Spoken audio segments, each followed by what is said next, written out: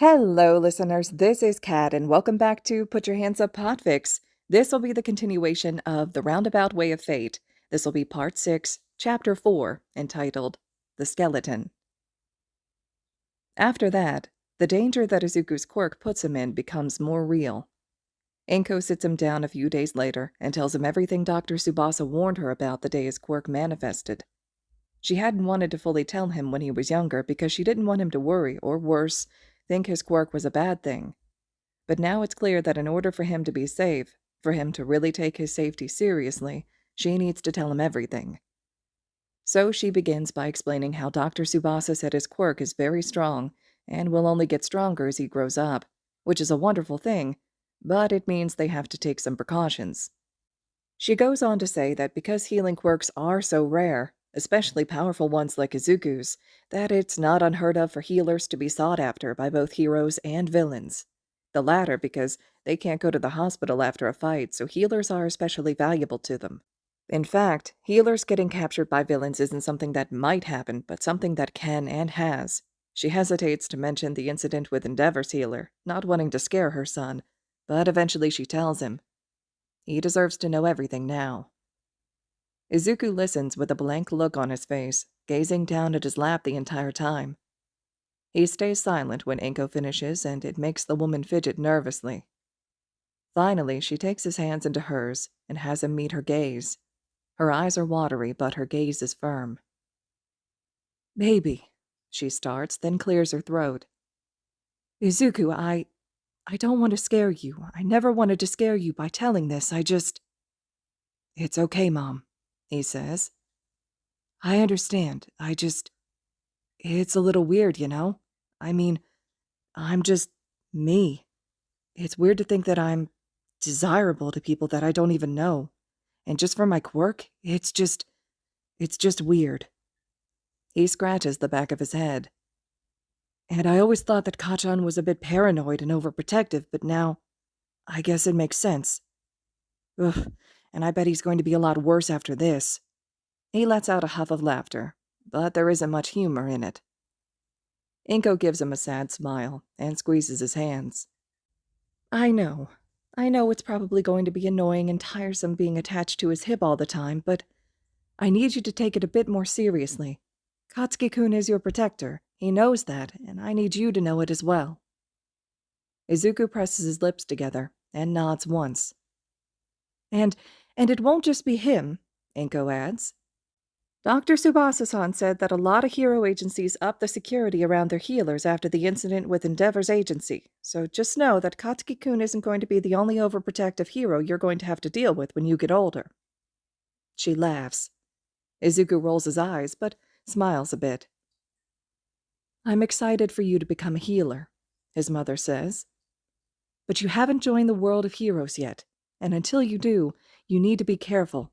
So..." She takes a deep breath before continuing. "I've talked about it with Mitsuki-san and Masaru-san, and I think it would be a good idea to enroll you in self-defense classes." Izuku perks up. "Really?" I know it might be a lot on top of school, and I know you like to hang out with your friends, but..." No, Mom, I'd love to," Izuku insists, leaning forward. Finally, he'll be able to fend for himself if he needs to. Inko blinks in surprise. "Really?" He nods rapidly, and she smiles. "Oh, good. Katsuki-kun would be going with you, of course. It'll be good for him, too. Maybe give him an outlet for that explosive energy." "Yeah," Izuku agrees eagerly. "When do we start?" "Oh, next week," Inko says, giving him a firm look. "If even. You're still recovering from your concussion, sweetie." Izuku sighs heavily and groans. "Mom, I told you I'm feeling a lot better. My head only hurts a little bit now." "And you'll start next week when your head doesn't hurt at all." Inko's voice has a tone of finality, and Izuku knows there's no budging on this. "Fine," he grunts. So he now has self-defense classes to look forward to while he recovers. This whole week has been kind of awful for Izuku. First, he nearly gets kidnapped, and now he has to do absolutely nothing for an entire week. He can't even play video games or watch movies. The nurse told Inko that electronics are bad for someone recovering from a concussion, so now his screen time is severely limited. It doesn't help that he's been having nightmares just about every night, too. During the first night, when Kacchan had come over for a sleepover, Izuku thought perhaps he'd be too tired from his ordeal to have a nightmare. But no, at 2 a.m. he woke up thrashing and screaming, scrambling backwards in his bed to escape his non-existent kidnappers. Kacchan had jumped from his futon and been at his side in an instant, pulling him into a tight hug when he whimpered and cried. He seemed upset too, angry, mostly, and had nudged Izuku aside so he could crawl into bed beside him. Izuku clung to his arm and fell asleep again, only for Kacchan to wake him up from a nightmare at 5 a.m. So, needless to say, he's both exhausted and bored out of his mind, and on top of all this, he has to somehow tell Haru that he lost the All Might stuffy he won for him. He didn't realize until the next day that he'd lost the gift during his ordeal and instantly felt bad. Haru would probably be forgiving if he knew the truth, but Kacchan had explained their sudden absence by texting the group that Izuku felt sick, so he took him home. Izuku is grateful for that. As much as he likes his friends, he knows that news of Izuku's near kidnapping would spread like a wildfire across school if any of them got wind of it. So now he has to think of what to tell Haru. Or maybe he can just take a nap and hope that the boy doesn't mention it when they go back to school. Yeah, that sounds better. At least, during his very long week of rest, he is able to spend some quality time with his hero journals. He adds a couple of pages for Eraserhead, who he hadn't known about until the hero had rescued him. He was only able to thoroughly freak out the next day. He had met a pro hero, an underground one, and talked to him. Like actually talked to him, not just sputtered awkwardly and begged for his autograph. Izuku's almost glad he had a concussion then, so at least he was too dazed to embarrass himself. Still, Eraserhead was so cool. Izuku diligently writes down what little he had learned about him from their encounter and spends the short amount of time he's allowed on the computer researching more about him. Not much is known about the underground hero, which isn't very surprising, but Izuku is at least able to find out about his quirk and fighting techniques. The latter part he thinks is very cool. He basically fights quirkless. He rambles about his findings to Kacchan, who comes to his house every day that week to keep him company. The blonde doesn't seem too interested, but listens anyway because, like Izuku, there's not much for him to do. He doesn't want to play video games if Izuku can't play with him, and they can't go train in the backyard either because Inko wants him to rest. So they're both bored. They talk about anything and everything, from what they ate for dinner to their futures at UA, because of course they're going to UA. Nothing could make them happier than going to All Might's alma mater, even if Izuku will probably have to apply for general studies. He wonders if he'll meet Recovery Girl if he gets in, and that leads him to pulling out his healer journal. Kacchan is kind enough to use Izuku's phone and computer for him and reads out loud whatever Izuku wants him to research. They spend an entire afternoon updating Izuku's healer journal, the greenette scribbling down information, while the blonde reads with a disinterested tone. Still, that eventually gets boring.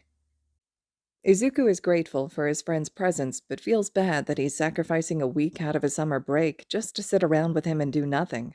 Surely there are fun things that he would rather be doing, but when he mentions it, Kacchan just nudges him with his foot and tells him to not be stupid. Sushi, at least, is enjoying his constant presence. Inko gave the cat a very stern talking to for following Izuku into the city, which was very amusing to watch, but now Sushi is living his best life since Izuku has time to spoil him. He and Kacchan discover that the feline, for some reason, really likes water. Izuku hasn't used the bathtub in years, mostly because he just prefers the efficiency of showering. But since he has nothing else to do, he's started taking long soaks in the hot water. And without fail, Sushi always somehow gets into the bathroom, even if he closes the door, and proceeds to jump in with him. Kacchan calls Sushi a freak, and the cat merely hisses at him in response. After what feels like ages, Izuku's week of rest is finally over, and he's feeling more restless than ever. He has to practically beg his mom to let him and Kacchan walk a couple of blocks away to get ice cream from a small corner shop. He doesn't blame her for her incessant worrying, but it does get a bit annoying, especially when he notices Kacchan glancing around suspiciously every few seconds as they walk.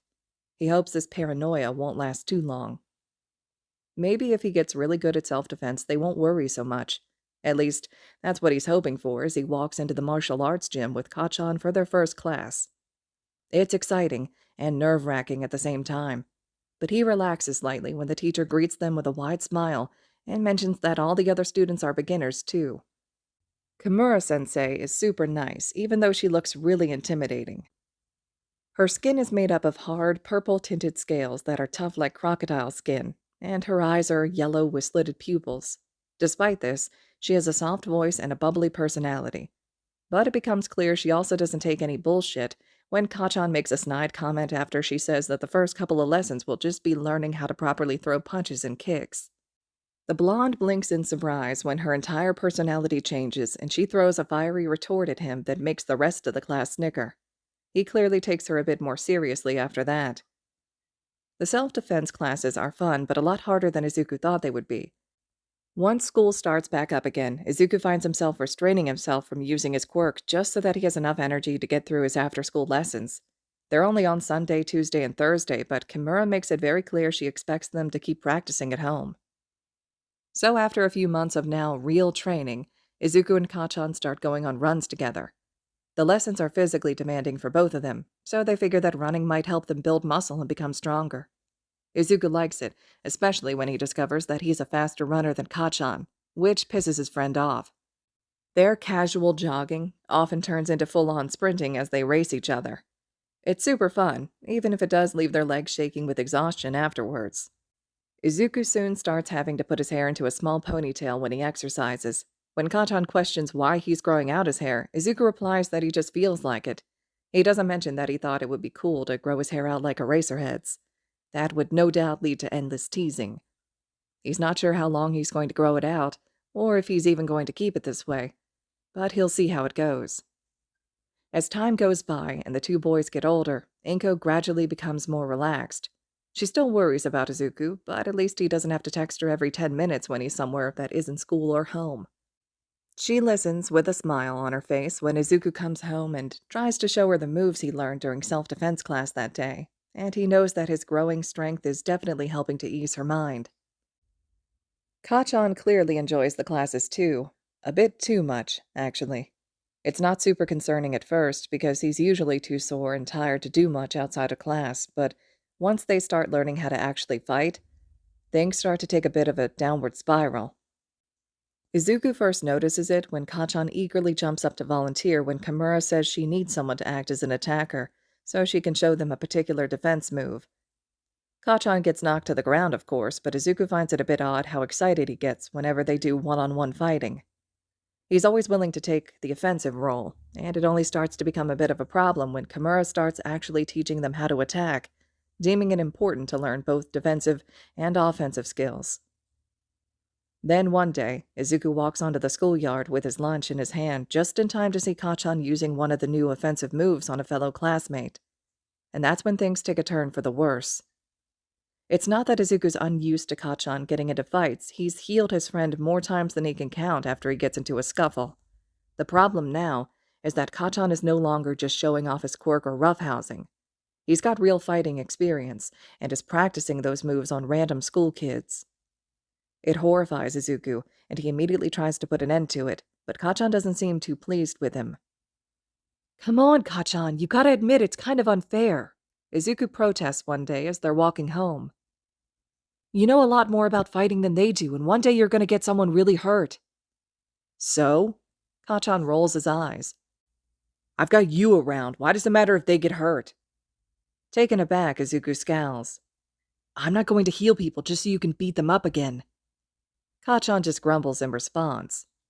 After a moment, he snaps. "And who cares if it's unfair? Fights are hardly ever fair, and those kids know what they're getting into when they're challenging me." Izuku would hardly call it challenging. Kachan is usually the one to seek out fights. Sighing, he changes tactics and instead suggests, "Listen, why don't we start sparring after school? It'll be good to burn off extra energy you have, and I'm sure Kimura-sensei would be glad to see that we've gotten some more practice in." Kachan doesn't look impressed. "Well, yeah, but..." He turns his head away and grumbles unintelligibly under his breath. Smiling a bit, Izuku nudges his shoulder and says, "Come on, it'll be fun." "Yeah, but I can't..." Kachan cuts himself off, and Izuku tilts his head curiously. The blonde lets out a ragged sigh and gestures vaguely with his hand. "I mean, I can't hurt you, so what's the point?" Izuku blinks in surprise. His stomach churns uncomfortably. Something about what he said doesn't sit right with him. Clearing his throat, he asks warily, do you want to hurt people? Kachan glances at him but doesn't respond. Izuku swallows. His friend's violent streak has always been a bit annoying, but has generally never really been a cause for concern, but now... Well, if you say it like that, it sounds bad, Kachan finally huffs. It is bad, Izuku says immediately, then hesitates. Kachan, I don't think you should want to hurt people. The other boy is quiet for a moment, then suddenly snorts and bumps his shoulder. Oh, relax, Zuku, he sneers. You're overreacting. I just like to mess around and roughhouse a bit. Izuku must not look very convinced because he adds, but fine, yeah, whatever. Let's spar if it'll make you feel better. It does, but only a little bit. They spar in their self-defense class sometimes, so doing it after school isn't really anything new.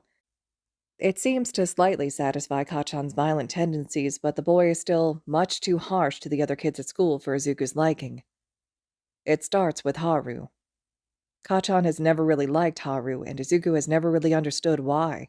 Haru is kind and friendly and can always make Izuku laugh until his cheeks hurt, but for some reason when they turn 12, Kachan decides to start picking on him. It's just little things at first, rude comments about his quirk or making fun of something he did. Izuku does his best to ease the tension with a light smile and a changing of subjects, but soon it's not enough.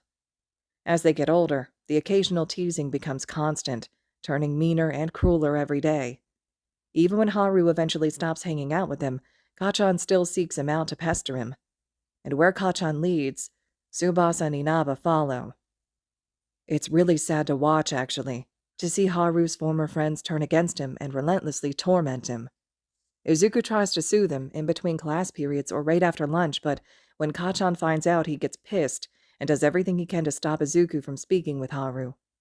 The situation leaves a very bad taste in Izuku's mouth. He just feels so sorry for Haru. He hates seeing the familiar helpless look in his eyes when Kachan starts hounding him. It frustrates him, and it angers him too. But no matter what he says, no matter how much he protests this harsh treatment, Kachan doesn't let up. In fact, he starts harassing other students too. But Haru is his favorite victim. It all comes to a head during the first month of their third year of junior high. Kachan and Izuku are both 14 years old, the former almost 15, and puberty is hitting hard.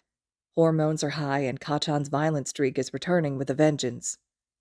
Over the years, both he and his quirk have grown dramatically. Self-defense classes on top of regular exercise has led to Kachan developing a good few pounds of muscle. Izuku hasn't bulked up as much as his friend has, but he's lean and defined, and most importantly, he's still faster than him, so there's that. Aside from Kachan's increase in muscle and height, he hasn't changed much appearance-wise. Neither has Izuku, although his hair is a lot longer now, falling a few inches below his shoulders. In contrast, his quirk hasn't grown much, although Kachan's definitely has. The boy's explosions are so powerful they can be heard from the other side of the school, but what's worse is that he's become unafraid to use them against other people. Izuku tries to convince himself that it's just hormones, that hormones are the reason why Kachan's become more aggressive and pushy with him lately, why he goes so far as to physically drag him away from people he doesn't want him to talk to.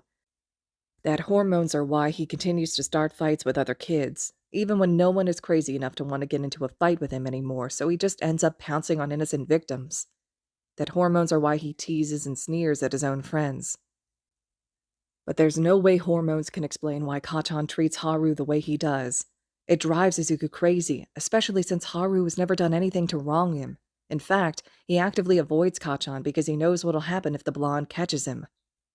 So when Kachan starts attacking Haru after school one day during the second week of their third year, Izuku tries once again to stop him. "Kachan!" Izuku cries out, running towards the two boys, rolling around in the dirt. "Kachan, stop it, please!" He almost reaches them when he's suddenly stopped by a large red wing. "Hey, Midoriya-kun," Tsubasa says, grinning at him. Behind him, Izuku can see Haru desperately snapping at Kachan with his face turned into a dog's snout. "Oh, don't worry about Bakugo-kun," Tsubasa continues. He's just teaching Haru a lesson.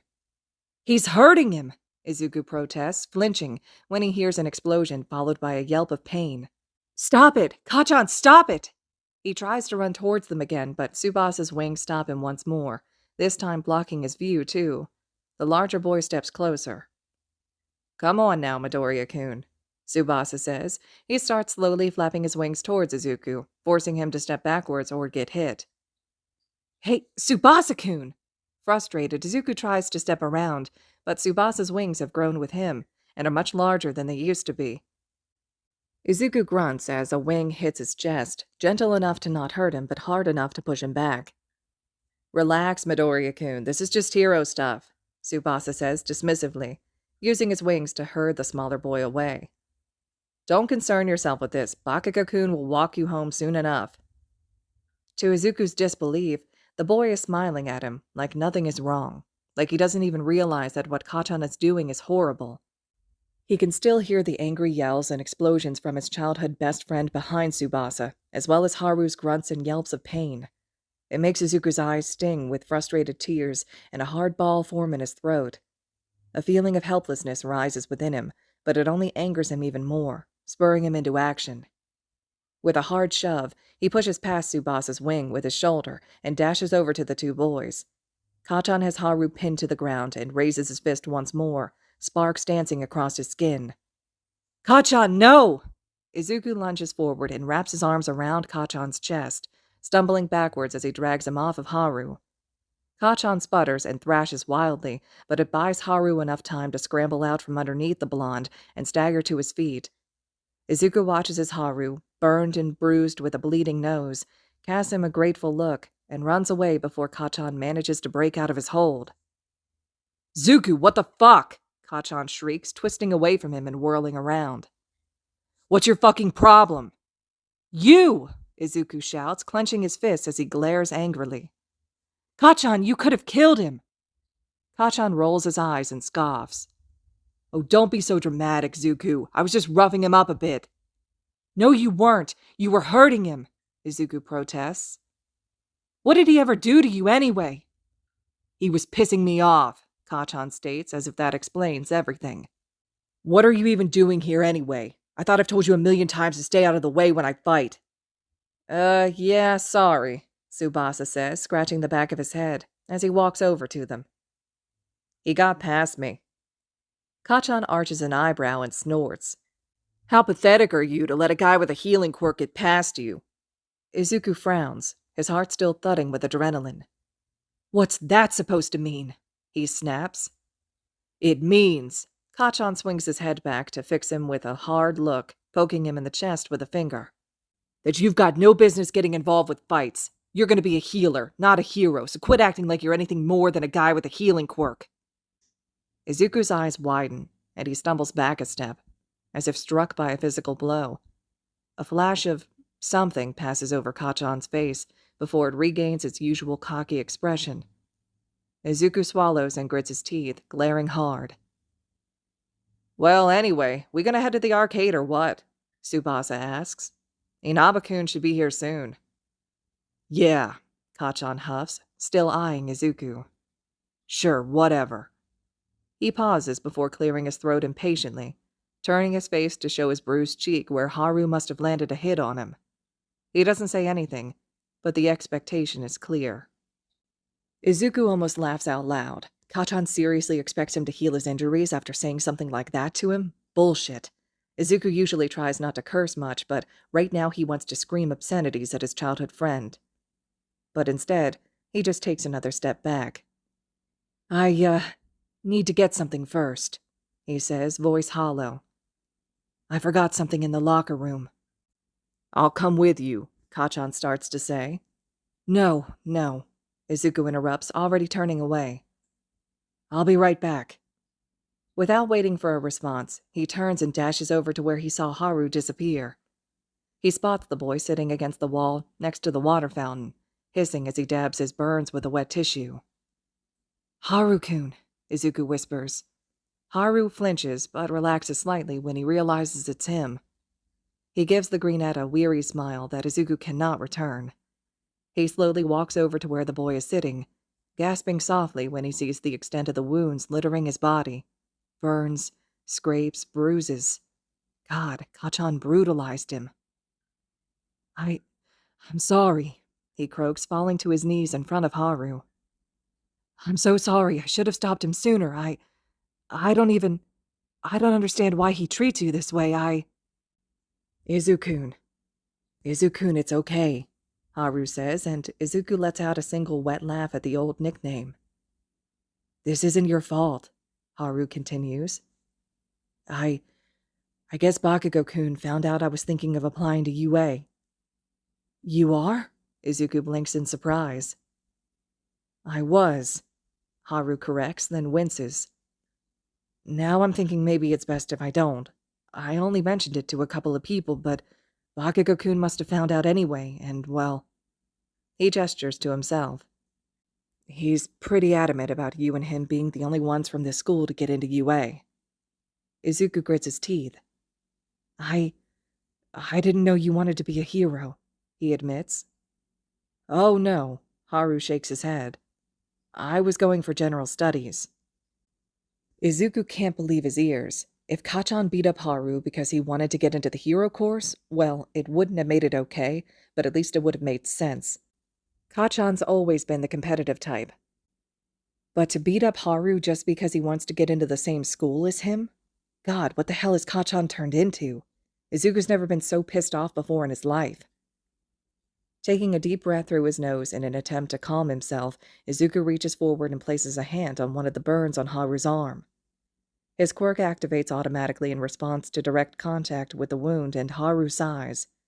Izuku focuses on the energy flowing out of him, healing burn after burn until... Hey! Izuku lets out a choked yelp as he's suddenly yanked backwards by the scruff of his shirt. Kachan brushes past him and looms over Haru, who is quickly scrambling to his feet. What the fuck do you think you're doing? Kachan snarls, eyes narrowing when he notices Haru's lack of injuries. Think you can fucking use my healer's quirk without my permission? I'll kick your ass even harder this time. Kachan, no! Izuku shouts, jumping in front of him and pressing a hand to his chest to stop him. Leave him alone! Get the fuck out of my way, dumbass! Kachan snaps, trying to shoulder him aside, but Izuku won't let him. No! I need to teach this fucker another lesson. He needs to learn his fucking place. Then Kachan glares daggers at Izuku and adds venomously, and maybe you do too. Slap. Kachan stumbles back a couple of steps, lifting a hand to his stinging cheek in shock. His eyes are wide as he stares at Izuku, stunned. Behind him, Izuku can hear Haru's fading footsteps as he takes the chance to run away. He's breathing heavily and glaring at Kachan, but he's also shaken. He's never struck Kachan before in his life, and the fact that he did so shocked both of them. However, Kachan quickly recovers and peels his lips back in a snarl. He lunges forward, grabs Izuku, and slams his back against the wall. Izuku yelps at the impact, but Kachan is in his face before he can do anything. What the fuck do you think you're doing? He hisses, his red eyes burning with fury. Normally, Izuku would shrink back and try to ease his friend's anger, but now he's too pissed to even consider it. He gets right back in Kachan's face and spits. You are a bully, Kachan! He tries to squirm free, but Kachan has a firm grasp on his biceps. Chest heaving with every ragged breath, Izuku shouts. You are mean, Kachan! You are so mean and cruel, and I don't understand why. You treat everyone around you so horribly. What is wrong with you? What's wrong with me? Kachan barks. What's wrong with you? How many times have I told you not to talk to that fucker, but instead of listening to me, you go behind my back and choose to heal him over me? It's my quirk, Kachan, and I'll use it however I damn well please. Izuku growls back at him. No, you fucking won't, Kachan shouts, shaking him. Not if I fucking tell you not to. Fed up, Izuku tries again to break free of his hold, but Kachan merely readjusts his grip and shoves him back against the wall. They struggle against each other for a few moments before Izuku hisses. God, you are so controlling, Kachan. You can't just push me around however you like and expect me to be okay with it. You can't expect me to stand back and watch you hurt people that don't deserve it. How can you expect to be a good hero if you can't even be a decent human being? If you keep this shit up, then you can forget about me ever becoming your healer. I will never stay by your side if all you do is hurt people. Kachan freezes at this, his red eyes wide and glaring. His whole body is trembling with rage, and his grip on Izuku's arms is punishing. Izuku struggles to swallow past the hard lump in his throat as he glares at the blonde with watery eyes. Kachan is quiet for a few long moments. Then, still holding Izuku's gaze, he leans closer and hisses in a low voice. I'm not going to let you mess everything up, you little shit. I'm going to become the best damn hero this world has ever seen, and you're going to become the best damn healer. His voice quivers with fury as his hands flex their grip. And you are going to be mine. Izuku stares at him, feeling like he's about to throw up. Without a word, Kachan suddenly grabs Izuku's hand and lifts it to his face. The greenette only realizes what he's doing when he feels his quirk activate in response to the bruise on his cheek. Disgusted, Izuku tries to pull his hand away. Stop it! Kachan just tightens his grip and glares at him. Let me go, Kachan! Izuku spits, pulling harder. Let me go, you ass! Let me go! Hey guys, are we going or... The two freeze as Inaba stares at them. His eyes lock on Kachan's hands, grabbing Izuku, and for a moment, the latter feels a spark of hope in his chest. But no, Inaba won't stand up to Kachan, not even for him. Is everything all right? Before Kachan can respond, Izuku headbutts him in the nose. As soon as his grip slackens, Izuku shoulders past him and dashes away. Zuku! He hears Kachan call out. Oi, where the fuck do you think you're going, Zuku? Leave me alone! He shrieks, not sparing a glance behind him. Footsteps pound against gravel as Kachan gives chase, but luckily Izuku has always been faster than the blonde. He dashes past the school gates and rounds the corner sharply, spewing apologies as he nearly rams into multiple passerbys. He runs harder than he's ever run before, tears flying in the wind as desperation claws at his chest. God, he feels like he can't breathe. He feels stuck, so utterly trapped he feels like he's about to pass out. Izuku stumbles to a stop and presses his hand against a building, chest heaving as he gasps for air. Kachan stopped chasing him a few blocks back, but even so, his eyes dart around anxiously. People give him curious looks as they walk by him. After a few minutes, he finally catches his breath and straightens up. A quick glance around reveals that he doesn't really know where he is, but he finds himself not caring much. All he can think about is Kachan. That asshole, Izuku hisses, his voice breaking. The sidewalk is blurry beneath him. Wiping away tears, he starts walking down the street and muttering under his breath. How could Kachan say something like that? The look in his eyes terrified him, genuinely terrified him. He felt like a mouse caught in a cat's claws. He had always known that Kachan was overprotective of him, especially around people like Haru. He'd just always thought it was because Haru could make him laugh and it made Kachan jealous, since he'd always had Izuku's attention since they were kids, but no, now Kachan is being downright possessive. Like anyone who could take Izuku's attention away from him is some sort of challenger or threat to him. Izuku sniffles and wipes his nose. Recalling Kachan's words on the day his quirk manifested, it was after Auntie Mitsuki had teased her son that he'd better keep Izuku close or another hero would snatch him up, because healers are in such high demand. What the hell? No way! If you're going to be anyone's healer, you're going to be mine! Then, when they were discussing Izuku's safety later, I'll beat up any fucker who tries to take him. Then at school. And guess what? When I'm a hero, Zuku's going to be my healer. Mine. Izuku grumbles under his breath. He'd never realized how much the word bothered him until now. I'm not yours, you jerk. He scowls. I'm my own freaking person. You can't just hog me to yourself. It's like all this time he's always done what Kachan wanted. Like he's just a piece in Kachan's master plan for his life and he's just expected to go along with it. Like it doesn't even matter what he wants. Maybe he doesn't want to join his hero agency when he gets older. Maybe he wants to be like Recovery Girl and go around the world helping where he's needed. Or maybe he just wants to have the freedom to figure it out because, God forbid, he doesn't know exactly how his life is going to pan out at 14 years old. He just wants to do things and make decisions without Kachan hanging over his shoulder. And fuck, He forced him to use his quirk. It was like Furuya and Akamine all over again. He startles out of his thoughts when he bumps into someone. "Oh, sorry, sir," he apologizes, jumping back. Thankfully, the man waves him off. "Don't worry about it, kid," he says. "You seeing this?" He jerks his chin forward, and Izuku follows his gaze. There's a few TVs in a shop window, all simultaneously playing the news, which is broadcasting a villain fight. It looks like some sort of sludge monsters rampaging in the Tatooine shopping district, only a few blocks away. Izuku perks up when he sees the hero Death Arms arrive on scene and quickly takes one of his hero journals to write notes in, pushing his anger out of his mind for the moment. The man beside him gives him an amused glance and asks, "Are you a fanboy?" "Oh," Izuku startles, then shrinks in on himself sheepishly. I guess so. I just really like analyzing quirks and stuff." He trails off awkwardly, not quite knowing the proper response. Normally, Kachan would have saved him from answering by either doing it for him or snapping at the stranger to mind his own business. Thankfully, the man just smiles. "No need to be ashamed," he says. "There are plenty of worse hobbies to have. Oh, would you look at that?" Izuku looks back at the screen in time to see the villain swatting Death Arms away before attacking his sidekicks. It seems that the sludge villain has taken a woman with a fire quirk hostage and is somehow utilizing her quirk to wreak havoc. Other heroes show up, but it's clear their own powers aren't suited to deal with the situation.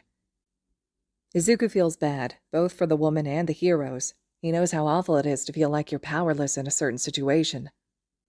The struggle goes on for a lot longer than he would have thought it would. The heroes dodge attacks, but make no attempt to go on the offense. The woman is unconscious now, hanging limply in the villain's grasp as it continues to use her quirk. It's a rather ugly situation to watch, and the man next to Izuku expresses his disappointment in the heroes. Izuku wants to say something in their defense, but before he can, a flash of white darts in to attack.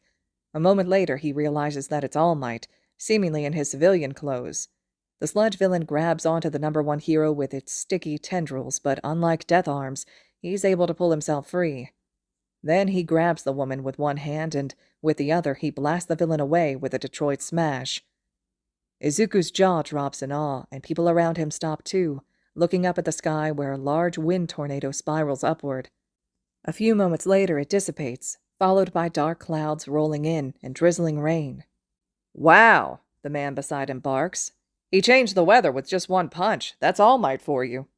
Izuku giggles and looks back at the screen where All Might is standing amongst the wreckage of the attack. He raises his fist as the crowd goes wild, then gently scoops up the unconscious woman and brings her to the paramedics waiting nearby. While they check her over, he talks to the reporters, and the other heroes gather up the scattered pieces of sludge. Satisfied, Izuku is about to turn and keep walking when a sharp gasp from a reporter catches his attention. The camera focuses on a paramedic, who solemnly declares that the woman is dead, apparently having suffocated while in the sludge villain's grasp. Shocked gasps ripple through the crowd as the camera then focuses on All Might, who looks devastated.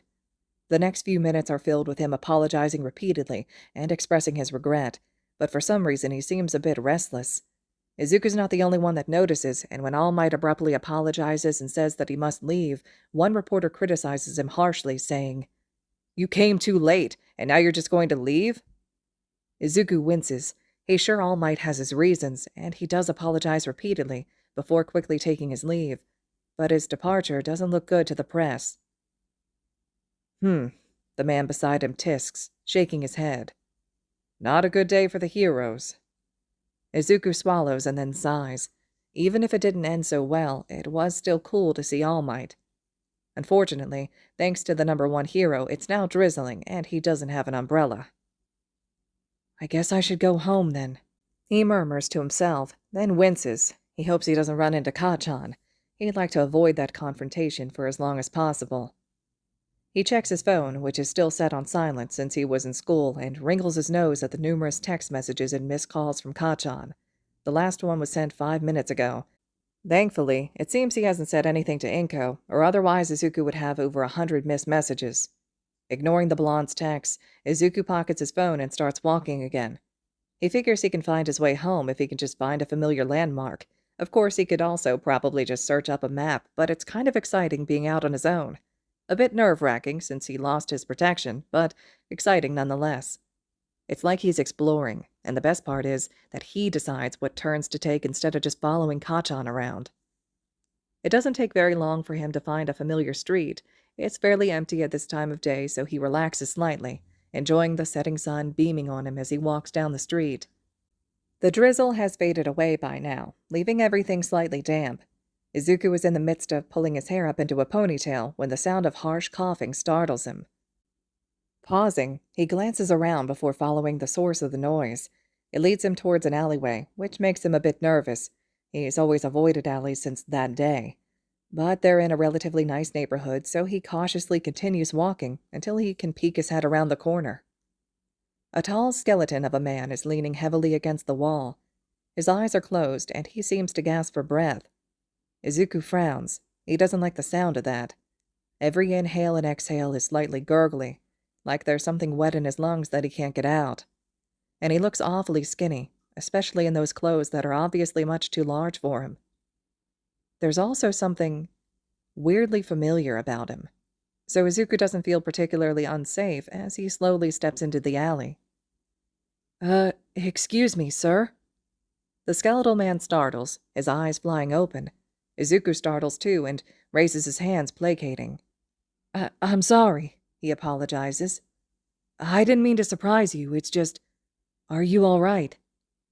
The man swallows thickly and nods. "Mm-hmm." Izuku frowns and steps a bit closer. "Are you sure?" he asks, keeping his voice light and friendly. "You don't look so good. Do you need help, or is there someone I can call for you?" No, the man finally speaks, his voice sounding raspy. "I'm fine, really. It's just an old..." Just then, Izuku notices the blood in his hand, and his eyes widen. "Oh my gosh!" he gasps, rushing over to his side. You're hurt!" The man looks down at his hand, as if he just noticed the blood. "Oh, no, this is nothing, really." He gives what Izuku assumes is a grim attempt at a smile. Then the man suddenly chokes, and blood spews out of his mouth and right onto Izuku's face. Izuku recoils in disgust and takes a couple of steps back, but the stranger immediately starts fretting over him. "Oh my goodness, I am so sorry." He sputters apologies, blood still dribbling down his chin. Here, I can help. Let me just..." Izuku tenses when the man places his large hands on his shoulders to steady him and immediately reaches up to grab them. But as soon as his fingers make contact with the skin on the man's wrists, his quirk activates, letting him feel the energy flowing through the man. He goes still. "Holy shit!" He can't help but whisper, his eyes wide as he stares at the man's chest. Usually, when a person is injured, their energy will swirl around the points of their injuries as the body attempts to heal naturally. But this man, not only does he have a huge mass of swirling energy on his left flank, there are some areas where energy is just missing. Where his left lung and stomach should be, there's no energy at all. It's as if the organs aren't there. It's a horrible wound to feel, and it causes tears to prick at Izuku's eyes. Finally managing to tear his gaze away from the man's chest, he stares into his eyes and whispers breathlessly. You're really hurt, aren't you?" The man pauses in his fretting and looks down at him, a confused expression on his face. What are you talking about?" he asks. He gently tries to pull his hands away, but Izuku doesn't let him, tightening his grip on the man's wrists. "Young man, what are you doing? I feel odd." Izuku's quirk activated as soon as he touched the man's skin, immediately reacting to his wounds. But Izuku has never healed an injury this severe before. He can't control his energy as it flows out of him rapidly, trying to reach the wounds as fast as possible, trying to fill what's missing. He feels like his energy is being drained out of him and he wobbles on his feet, the man's hands pressing down on his shoulders to steady him. Kid, are you all right?" Izuku can't respond. The man keeps talking, keeps asking something, but it all washes over his ears like a wave. He can barely think. All he knows is that he can't stop the energy from leaving him, and it's terrifying. He's never tried to stop the flow before, but it's also never taken this long to heal someone before. Usually the minor injuries he heals vanish almost instantly, but his energy has rapidly been flowing out of him for nearly a minute now. Black dots dance across his vision, and his knees buckle. "Kid!" the stranger cries, struggling to hold him upright. He ends up pressed against his side, the side with that horrible wound, and his quirk sings, reaching out for the wound that he can practically feel through the man's shirt, and the last thing Izuku sees are worried blue eyes peering down at him before his world turns black. "Kid! Damn it, kid, what the hell?" Toshinori leans over the boy as he gently lays him onto the ground. The boy remains unconscious, leaving Toshinori to wonder what the hell is going on. Shit, he curses to himself, ready to pull out his phone and call an ambulance. For some reason, though, he pauses. Ever since the boy grabbed his wrists, he's been feeling strange. He immediately figured it was the boy's quirk and made to move away, but the boy didn't want to let him go and, well, whatever he was doing, it didn't feel bad. Gran Torino would probably scold him and say something about quirks being deceiving, but the kid didn't seem like the type to have malicious intentions. If anything, it looked like he activated his quirk by accident. Either way, Toshinori let the curious warm feeling flow into him, and now he feels energized. Which is strange, because only a minute ago he felt like he was about to cough up his only lung. And not only does he feel energized, but he feels like he could stay in his muscled form for another 3 hours if he wanted to. Toshinori looks down at the boy, wondering what exactly his quirk is. Well, whatever it is, it clearly affected the boy rather negatively. So he puffs up into his muscled form, surprised that it doesn't hurt as much as he thought it would, and scoops the kid into his arms, backpack and all. Then he takes off into the sky, aiming for the nearest hospital. He makes sure to clean his blood off of the kid's face before he lands. When the paramedics ask what happened, he makes up a quick lie and says that he just found the boy alone and unconscious in an alley. They believe him without question, of course, and he leaves after that. Normally, he would probably go back to his apartment at that time of day, but since he's feeling so great, he decides that it wouldn't hurt to stay out longer. There's something that he wanted to do tomorrow, but now he finds the family of the woman who was killed by the sludge villain a mere couple hours before, and personally apologizes to them, bowing low to the ground. He doesn't quite know how well they'll take it. The woman's death is so fresh, and there's a good chance they blame him for it, because he sure does. But in the end, they thank him, especially when he insists on paying for her funeral. After getting their information and sending it over to his agency, he gives his condolences once more before leaving. It's a pity he wasn't able to reach the woman in time to save her. He'd felt like such an idiot when he realized that the bottle he'd trapped the sludge villain in earlier had fallen out of his pocket while jumping through the sky. Then he'd ended up wasting even more of his precious time searching for the villain again. Thankfully, he'd just had enough energy to defeat the bastard when he saw the ruckus downtown, but by then it had been too late. Staying to talk to the press had been awful. He'd just been barely holding his hero form, and then leaving right after the woman's death was announced. That looked bad, really bad, even for the #1 hero, and he knows his agency will probably have to deal with some bad press in the coming days. But for now, he pours himself into his work for the next couple of hours, taking down villain after villain until he decides to retire for the night. He still has some energy left, but he doesn't want to risk ending up in a situation like he'd been in earlier, when he'd gotten too tired to hold his hero form and deflated in an alleyway. So he heads back to his apartment. He's just about to get into the shower when it happens. A low rumbling noise erupts from his abdomen. He startles so badly he nearly slips and clutches the edge of the shower to steady himself. Eyes wide, he looks down at his torso in surprise. Is it just him? Or is the scar just slightly smaller than it used to be? Jaw slackening, he raises his head and gazes at himself in the mirror above his sink. No, he's spent hours staring at this scar in disgust before, and it's definitely looking less horrible than it usually does, if only slightly. The low rumbling sound returns, and with it a stab of pain. Toshinori chokes. The feeling is so alien and yet so familiar, but he hasn't felt it in 5 years. There's no way he could possibly... No, there's no way. What happened? The boy. As soon as his eyes widen in realization, his stomach growls again. His stomach. The one that he lost to All for One 5 years ago, the one that most certainly wasn't there this morning. Completely forgetting about the shower, Toshinori scrambles for his phone and dials a number. Come on. Chiyo-san, we need to talk. All right, listeners, this concludes Chapter 4 of The Roundabout Way of Fate. Chapter 5 will be up next. Now, you all already know I'm going to ask you to please let me know what you think in the comments because this chapter had so much going on with it. And personally, I just could not find a place that I felt was justifiable to break it up. I would have lost it if I broke it up in the middle of Izuku and Katsuki's fight.